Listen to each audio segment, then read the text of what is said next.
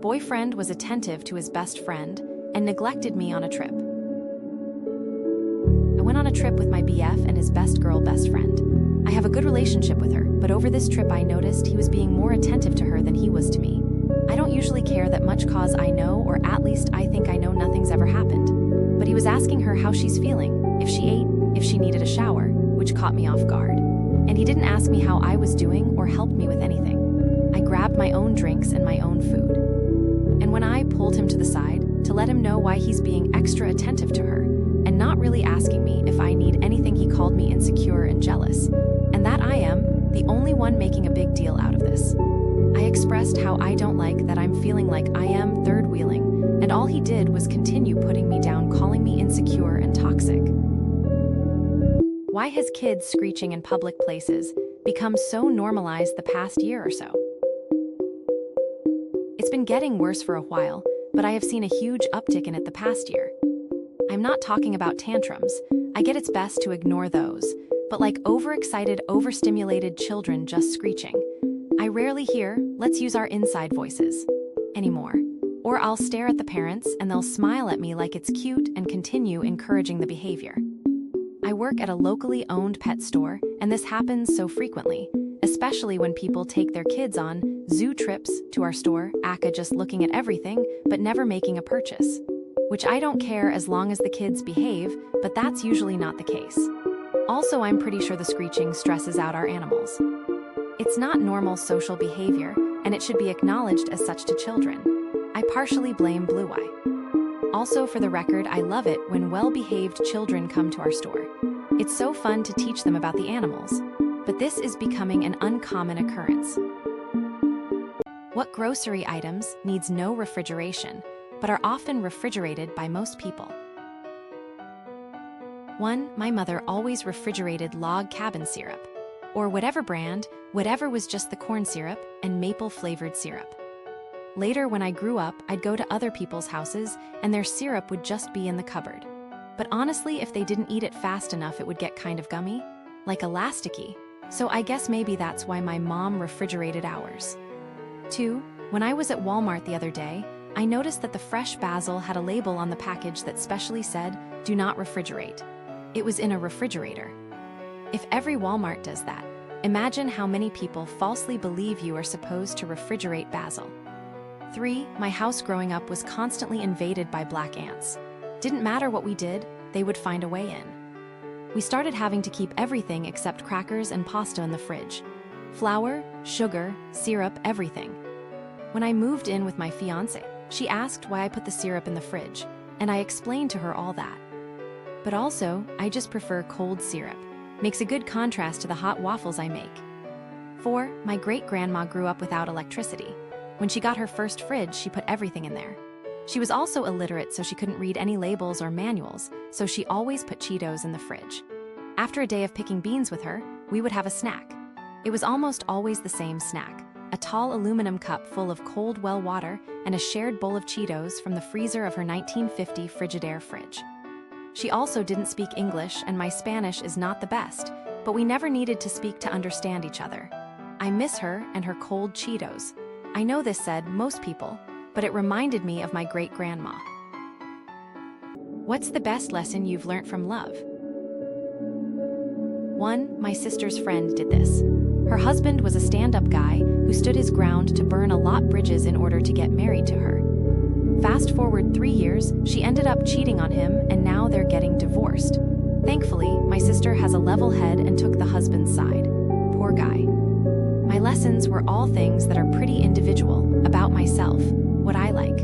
Learning that people care about me was a big one, as well as to not get carried away when someone seems too good to be true. But I also believe that love is worth it, even if it ends badly. If I had fun, I have no regrets. 2. Your gut feeling is usually right. Humans are a bit too obsessed with others being perfect and inflicting insane amount of pain and punishment, and thus people resort to lying and shifting blame out of fear of punishment. Biggest lesson I learned is understand a dying relationship, and your happiness and mental health matters also, and if someone wants to be with someone else, just let them and better yourself. There's other options out there, but that doesn't mean don't treat your current partner good, and to the best of your capabilities is what people confuse. Just cause there's other options doesn't mean it's okay to be a sucky partner, which is alternative many people take. Learn from mistakes and better yourself, cause often many people are in the wrong in drama relationships. They are a great way to learn more about yourself and what you want in life, and how to treat others and yourself can make or break you. 3. The best lesson I learned after getting out of a train wreck of a horrific marriage is that the love of a good woman will make your life so much better in ways large and small. Sorry this happened to you, man. Dump her, don't feel bad, don't look back and get on with the rest of your life. You deserve better and you know that. 4. Aw man, I am sorry, that's awful. You did the right thing, reacting the way you did. Most likely this is not your fault at all.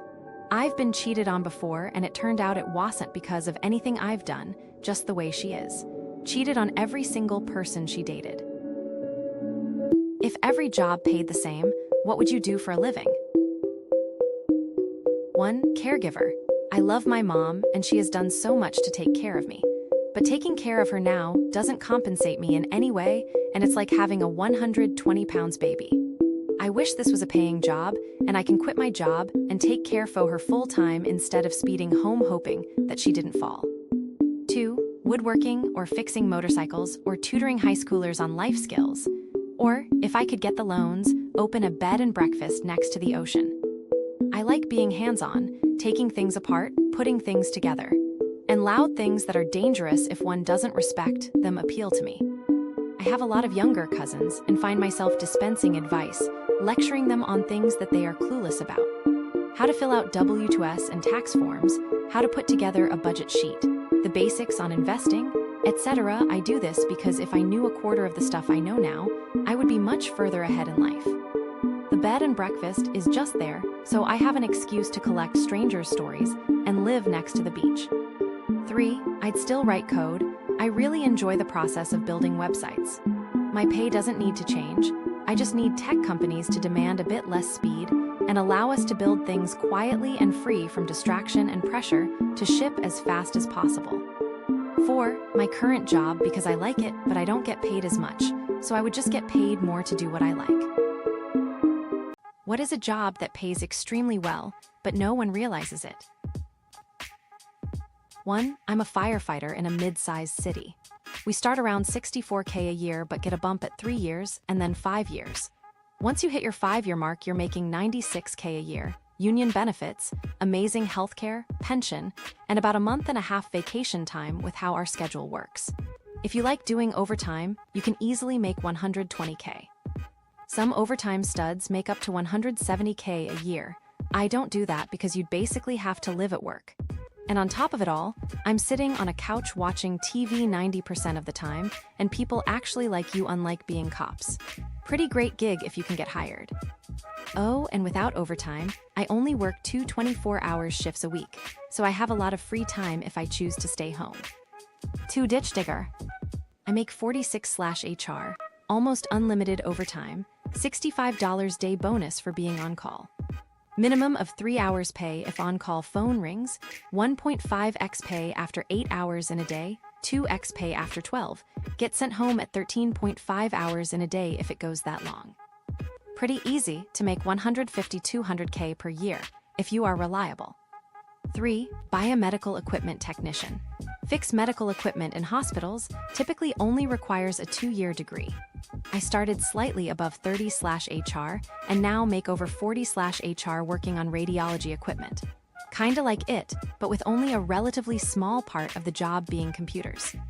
There's a 2-year degree specific for the industry, but with the manpower shortage, it's not a requirement. I know a lot of people who have moved into this field with a regular 2 or technical degree of some kind.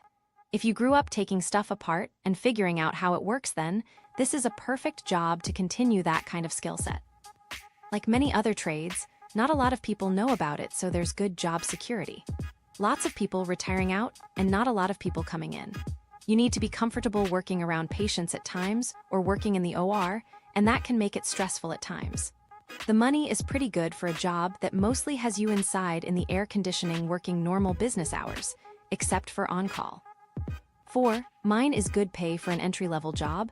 I was hired at Costco as a cart pusher making $17. After 3 years I am in the meat department as a cutter butcher. I'm making $34.50/HR with time and half every Sunday, so RLY $37.95/HR. And the benefits are super good. Best med benefits I've ever had. Advice for living with GF who has no hobbies. 1. Hey, I am in the same situation as you, 4 years going strong. Be open about your feeling and needs to yourself and to her. She will understand that you have a life outside of her. It just takes time and many discussions. And be honest to yourself too. That will help you not to build up negative emotions, and do not force things. It is also okay to have negative feelings from time to time. Looks like she is more flexible, so she can adjust to your schedule. And take it as a flattering compliment. As long as she has things to talk to you about, it is great. In my relationship, I am the boring one, and she has a million topics to discuss.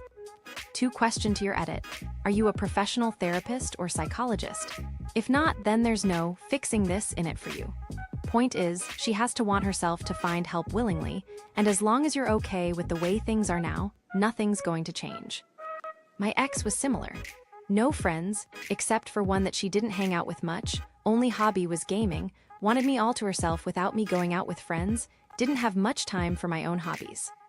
Really, you have to see it for what it is and take off those rose-tinted glasses. You love your life together because that's how she wants it to be, and she'll do anything to keep it that way. You also state that she hates your life, and that's where the real issue is, because this can work very isolating. She really has to find things for herself to do. Otherwise, you're just going to be stuck trying to balance a life that can't be balanced. 3. Had a GF like this. Loved her for years, but started to feel like her entertainer. If she doesn't start trying new things and trying to find her own entertainment, you'll probably start feeling like her entertainer as well. Then your relationship has a deadline. Do tell her you're not a clown and she needs to get out of her comfort zone in the nicest way you can, of course. 4. Listen, I am happily married to my wife with 2 kids. She is super happy being at home with the kids and our dogs. I can sometimes see she is getting too cooped up, so we talk and she will go out for a day trip something. Life is good. It's only an issue if you make it an issue. People are built different. Men who went to a mainly woman speed dating event, how did it go? 1. I've been 2 or 3 times to slow dating, which is like speed dating, but you get a bit longer to chat with the woman. Was a fairly even mix of women and men, to be fair.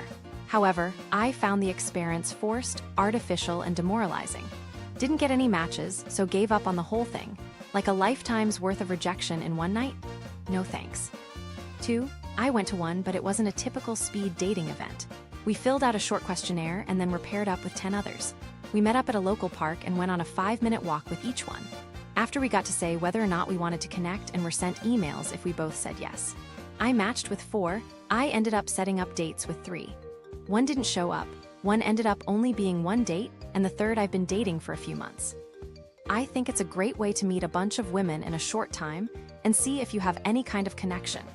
Way better than online dating in my opinion.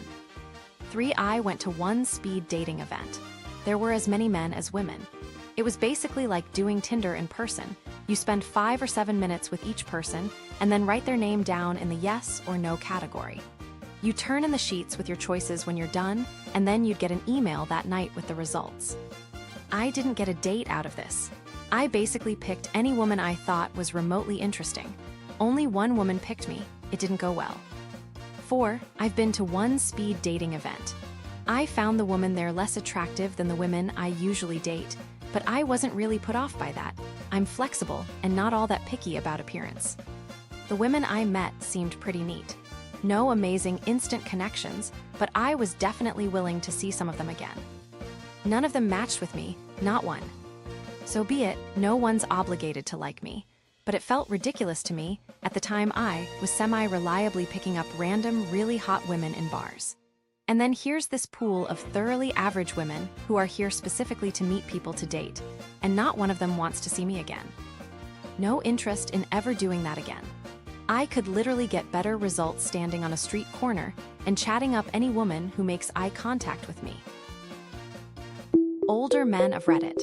What is something that you notice in men of this generation that concerns you? 1. It seems younger people in general take things to a higher extreme level in a lot of things. 1. Safety. 100% safe isn't possible. 2. In the States, I'd say it's the divide between those who are absolutely crushing it at life and those who are absolutely failing at life. The most concerning is that it seemed to be cracking along socioeconomic political lines. In Europe, I worry about young men's drives to even have a life.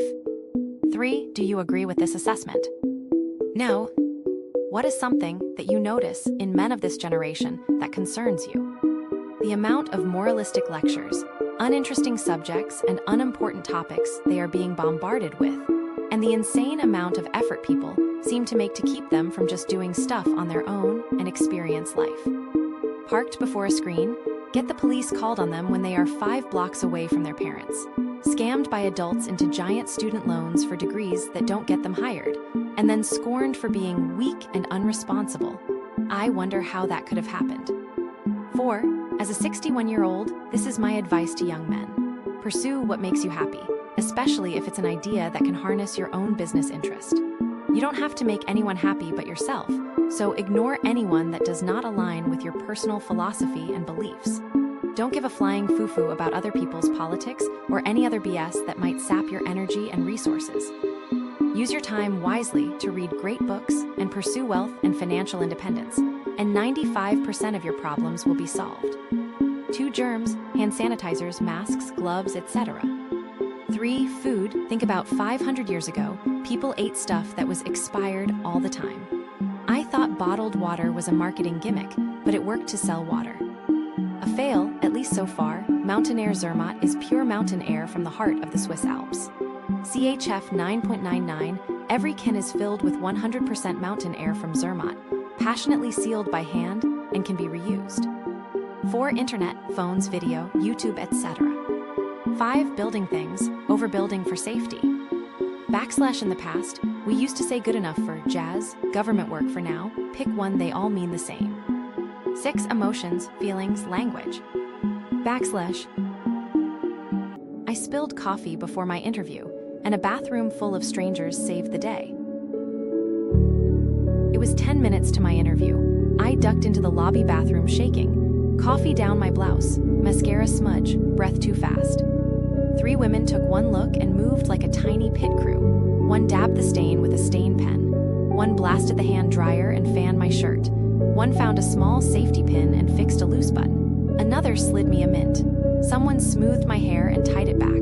We all laughed when the dryer roared like a jet. They stood in a loose line and sent me out with a nod. Later, I came back to the same tiles and told them I got it. We clapped in that echo room. A stranger wiped a tear and called me kiddo. I walked out taller in a clean blouse that smelled like floral soap and mint, held up by people I met